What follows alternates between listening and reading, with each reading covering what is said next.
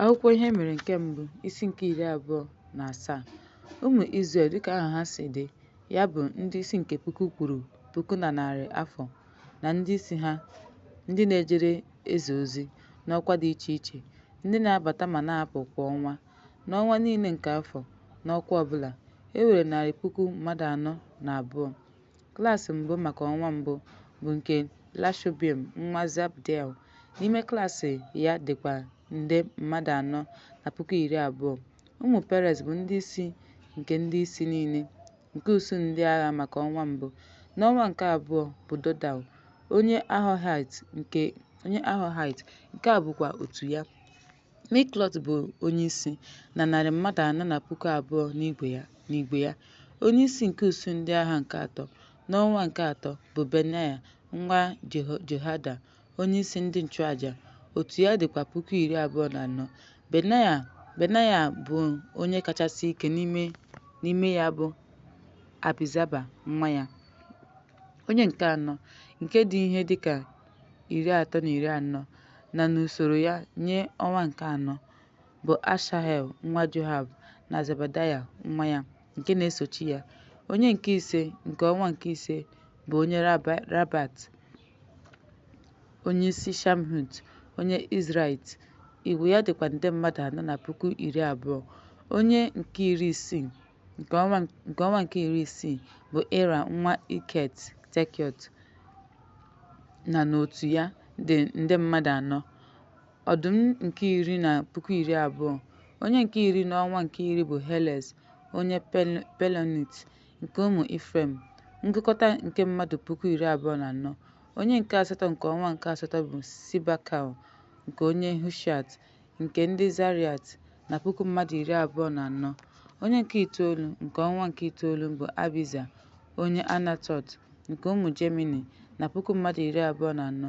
Onye nke iri nke ọnwa nke iri bụ Maharia onye Netofa nke ndị Zara, ya na mkpokọta puku iri abụọ na anọ.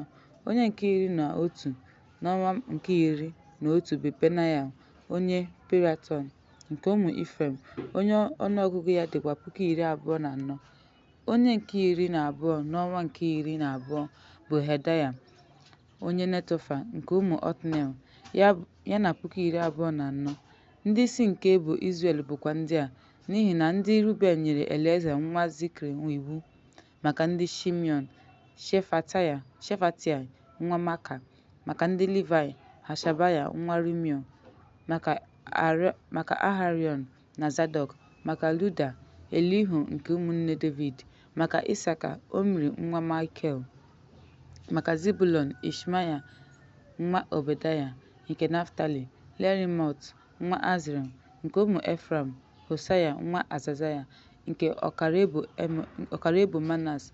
Leo nwa Pedaya nke ọkara nke Manas, na Jamin. Lasiel nwa Abnaya, na Dan, Giled, Ido nwa Zekaraya. Maka Ben Azariel nwa Jeroham. Ndị a bụ ndị isi nke ebo Izrel. Ma David ewereghị onye mbụ n'ime ha site n'afọ 20 na ọ ga-eme ka Izrel bawanye ka Joab malitere ide akwụkwọ, mana o mechaghị ya n'ihi na iwu dị ọkụ megide Izrel. Etinyeghịkwa akwụkwọ ahụ n'akụkọ ihe mere eme nke eze David. Azmaet nwa Adil nọ n'akụ eze. N'ime akụ dị n'ubi obodo ukwu, obodo nta na ụlọ elu bụ Lehonatan nwa Vizia. N'ime ndị ọrụ ahụ bụ Ezri onye na-arụ ọrụ n'ala ahụ, nwa Kelub. N'ime ndị na-elekọta ubi vaịnị bụ Shimea onye Rama.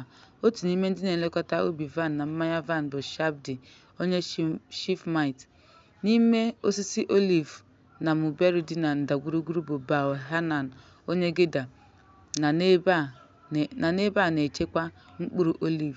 N'ebe ehi ndị na-ata nri na Sharon bụ Sketrai onye Sharon, na n'ebe ehi dị na ndagwurugwu bụ Shefat nwa Adlai. Kamel ndị Oblil onye Ishmael, na n'ebe ịnyịnya ibu nke Lidaya onye Meronot bụ. N'ebe atụrụ bụ umengwụ onye Haga, Ndị a niile bụ ndị isi nke ihe omume eze David. Jehonatan, nwanne nna David nwoke, nwere ndụmọdụ na nghọta n'ihi na ọ bụ ode akwụkwọ, na Eliel nwa Hakmoni so ụmụ eze. Ahitofel bụ onye ndụmọdụ eze, na Hushaya onye Arkait, enyi eze. Mgbe Ahitofel gasịrị, Jehoyada nwa Benai na Abiata onyeisi ndị agha eze bụ Joab.